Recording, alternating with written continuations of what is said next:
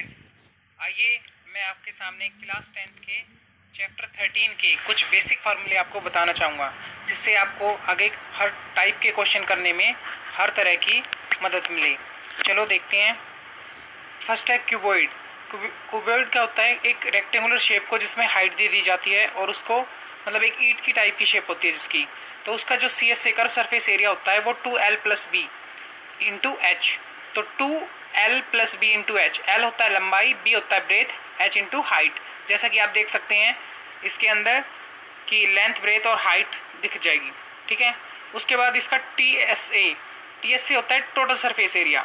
Total surface area के लिए आप देख सकते हैं इसका फॉर्मूला क्यूबॉइड में 2(LB+BH+HL। जैसा कि एल लंबाई है, बी ब्रेथ है और एच हाइट है। इससे करने से टोटल सरफेस एरिया क्यूबॉइड का आ सकता है। थर्ड है इसका पार्ट वॉल्यूम।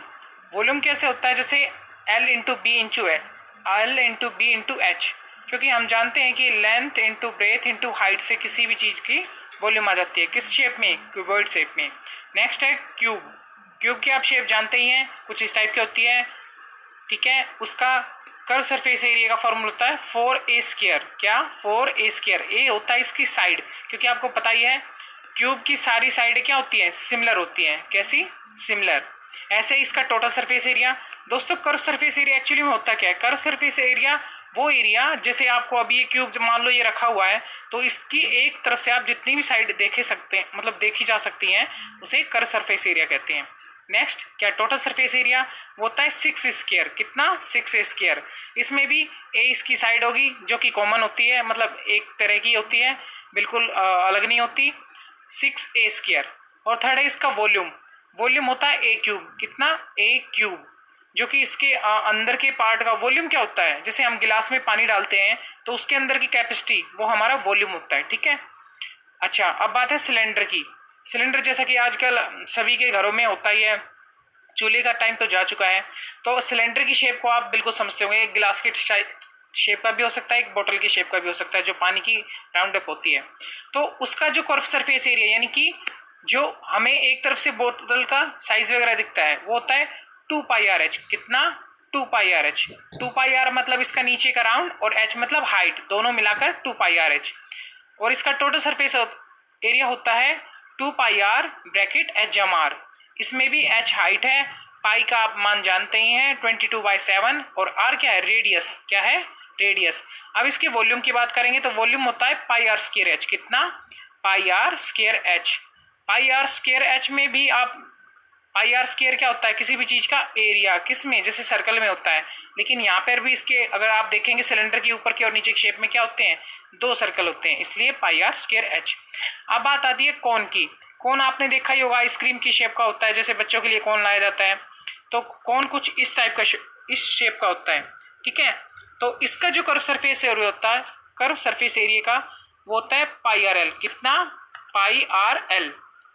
और इसका टोटल सरफेस होता है πr(l)। और इसका वॉल्यूम जैसा कि जानते हैं 1/3πr²h। दोस्तों ध्यान से देखेंगे तो ये कहीं ना कहीं सिलेंडर का एक थर्ड पार्ट होता है, जिसे बीच से जैसे कट करके हम बना देते हैं। तो इसका जो आप वॉल्यूम देखेंगे वो भी πr²h इसको 1/3πr²h है, जो कि आपको समझ आ गया। बेसिकली ये इसलिए बताया जा रहा है ताकि आपको याद करने में किसी टाइप की दिक्कत ना हो।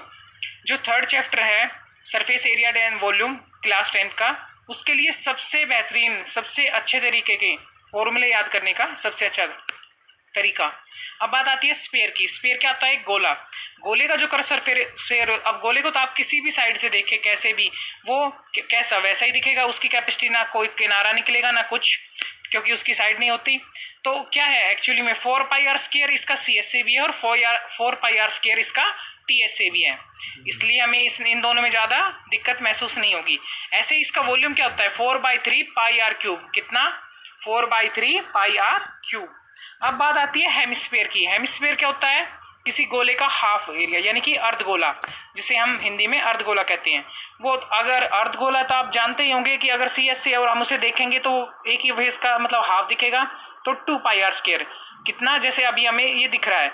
लेकिन जैसे ही आप टोटल सरफेस एरिया निकालेंगे किसी भी हेमिस्फीयर का, तो आप देखिए 3 पाई आर स्क्वायर, यानी कि एक पार्ट बढ़ रहा है। एक्चुअली में जैसे गोला हाफ है, अगर ये एक कटोरी शेप में होता और वो आपकी तरफ फेस हो जाता तो उसका क्या एक सर्कल बढ़ जाता है, तो इसलिए इसमें क्या है प्लस में 3 पाई आर स्क्वायर TSC।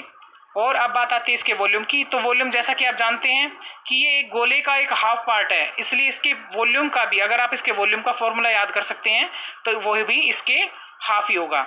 जैसा कि दोस्तों